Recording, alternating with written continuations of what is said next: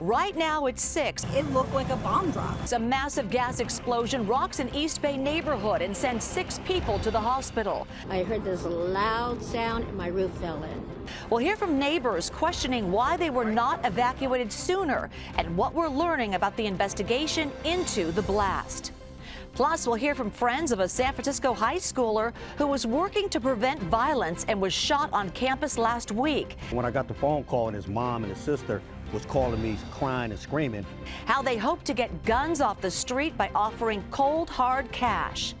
And later, a small coastal town where the grid always seems to go down during big storms. You know, anywhere from 3 to 6 days of no power. The innovative investment to help the lights stay on in the future. So when the power goes down, they'll be able to use this to supplement. This is CBS News Bay Area with Juliette Goodrich.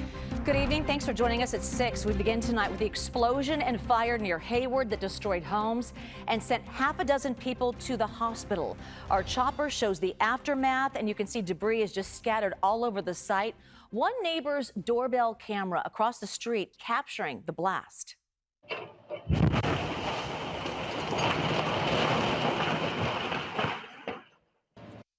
Construction crews had been working on a gas line at the time, but we're still waiting to learn exactly what sparked the explosion. We learned within the last 2 hours the NTSB is sending a team of federal investigators to the area. So this all happened on East Llewellyn Boulevard near Mission Boulevard. It is just off Highway 238. It is a neighborhood in the unincorporated area of Ashland, just north of Hayward city limits. We have multiple news crews that have been covering this story all day long, including the impact on neighbors. We begin our team coverage with Kelsey Thord with the latest on the investigation and also questions still unanswered. Kelsey. Hey, Juliette. Well, we did just learn tonight that every single person that was in this area this morning has been accounted for. So that is really good news. But you can see here behind me the devastation that still sits as the sun went down here tonight. This is where a house used to stand. Firefighters told us that this blast was so strong it knocked down power lines near the house. Those power lines fell on the house, and the electricity in the air was so strong that firefighters were actually feeling shocks as they were trying to put the flames out. We were able to speak with a nearby neighbor, the woman that shot or had that Ring camera that showed the explosion. She told us what it was like to be here this morning.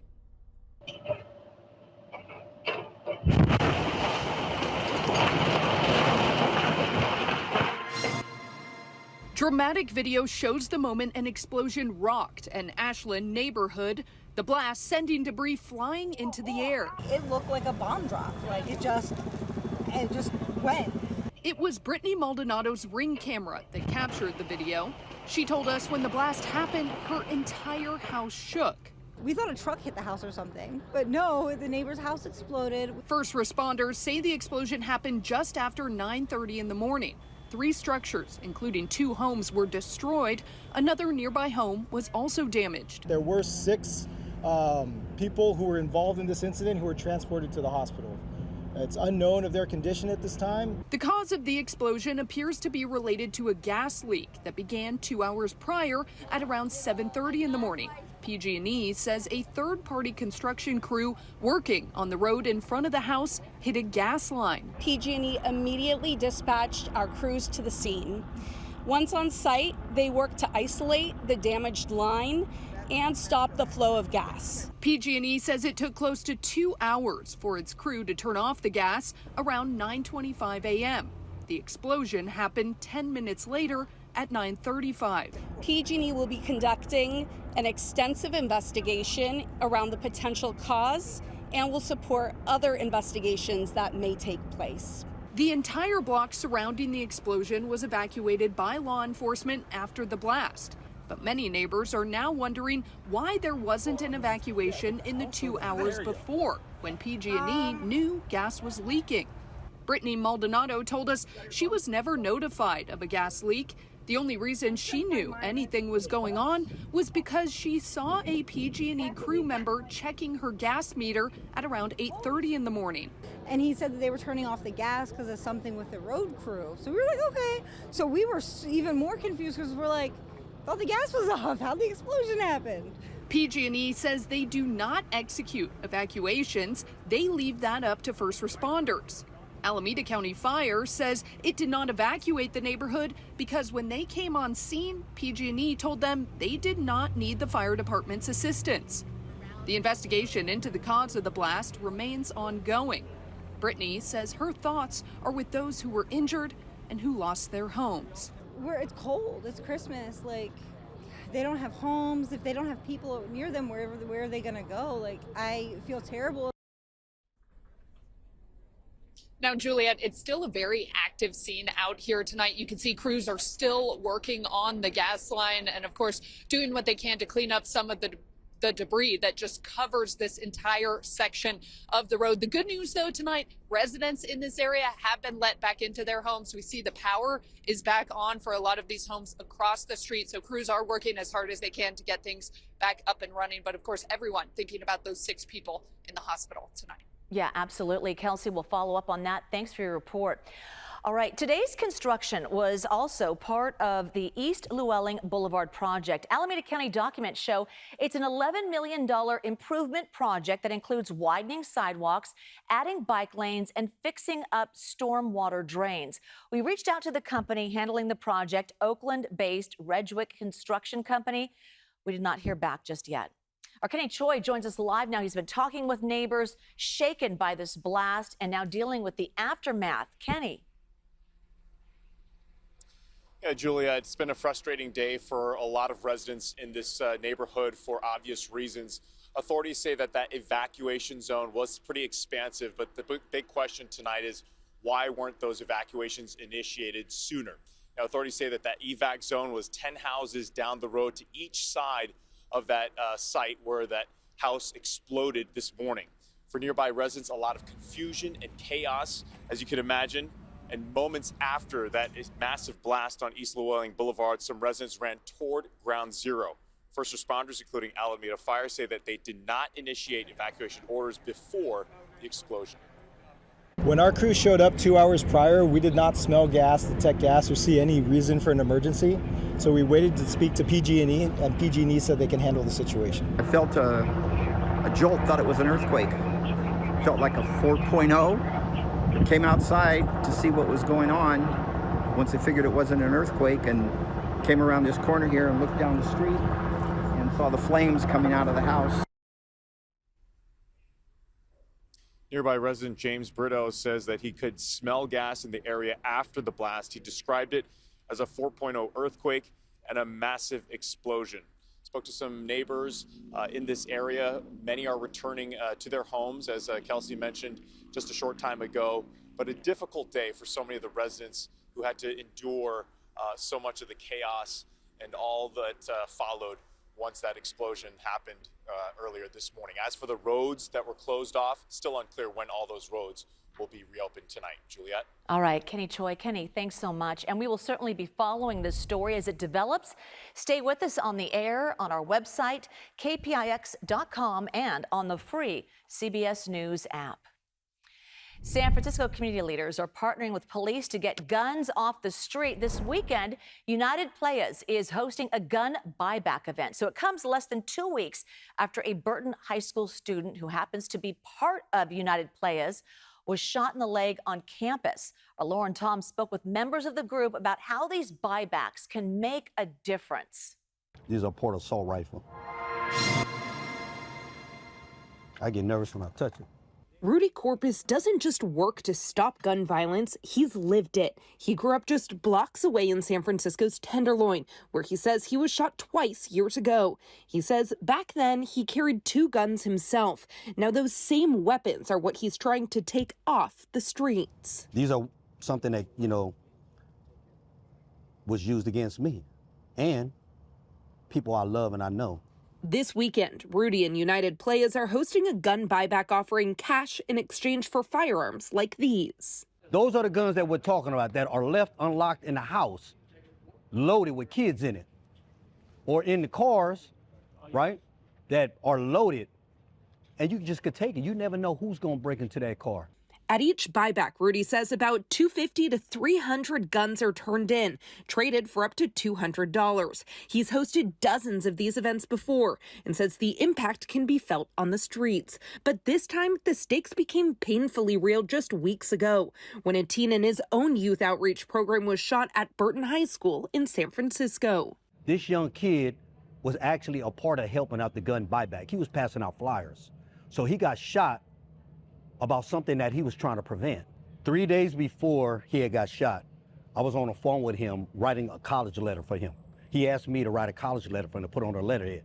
And so when I got the phone call and his mom and his sister was calling me crying and screaming, I was scared.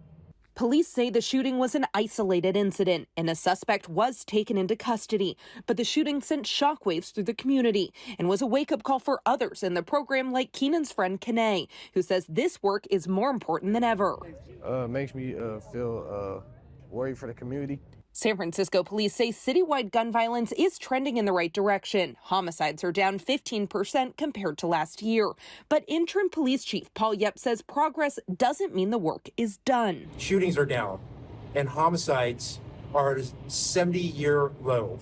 We will not rest until we have brought justice to these victims. And while statistics matter for Rudy, it's the outcome on the streets that matter more. They're very effective. I wouldn't be doing it and if I didn't think it was, because to me, one gun off the streets is one gun that would not harm or hurt anybody. So if you're interested in offloading a firearm, the buyback event on Saturday runs from 8 a.m. to noon. It's at the United Players building on Hayward Street, that's south of Market. You'll receive anywhere from $100 to $200, depending on the type of firearm. The entire event is anonymous, and SFPD says all the guns will be destroyed. Still ahead here, right at 6, the world's largest brewing company shuttering operations at a major Northern California location. Plus, how a tiny coastal community that's no stranger to losing power plans to create its own grid to keep the lights on during dangerous weather. It's important for us to be open for the local people too, and provide milk and water and stuff, especially during disasters and stuff when people can't go farther. San Mateo County is making a big investment to keep the power on in a tiny coastal town. County officials say the power has failed in Pescadero more than 400 times over the past 2 years, including during that wave of atmospheric rivers happening in 2023. So the county just approved funding for a separate power grid called a microgrid that would be the largest of its kind in California. Our Suji Nam spoke with a fifth-generation grocery store owner who's hopeful about the changes the project could bring.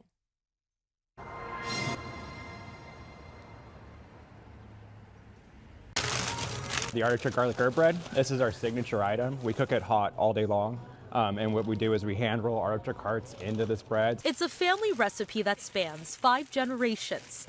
And Chris Benedetti, the owner of Arcangeli grocery store in Pescadero, is carrying on the legacy. It was my great-great-grandfather in 1929. He's actually this individual here. This was Sante Arcangeli, and the baby in the picture is actually my grandfather. His great-great-grandfather built the store nearly a century ago. Showing some of the floods. Over that time, the building has withstood many natural disasters, from flooding to earthquakes.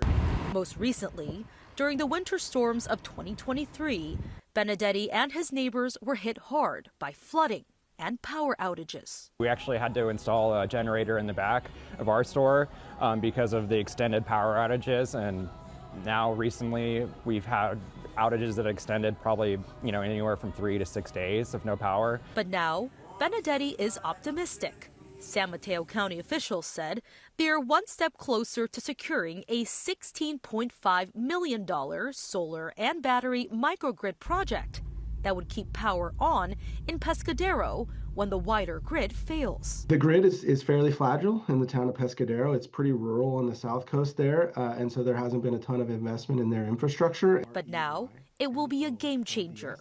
Ryan Reynolds, the assistant director of the county's emergency management, says if approved, the single microgrid will be a backup source of power, not just for Pescadero, but for the entire South Coast region. When the grid goes down, it allows the town of Pescadero to be separated from that grid, And then we will be generating sustainable power through solar generation and then battery backup. So when the power goes down, they'll be able to use this to supplement, and the grid, the microgrid for the town of Pescadero, will stay up and continue to provide power. Officials say the project may take a year or two, but the microgrid will be a long-term solution to provide power for decades to come. We are the only grocery store in the area, so it's important for us to be open for the local people too, and provide milk and water and stuff, especially during disasters and stuff when people can't go farther. Benedetti hopes the new microgrid will help keep his doors open for generations to come.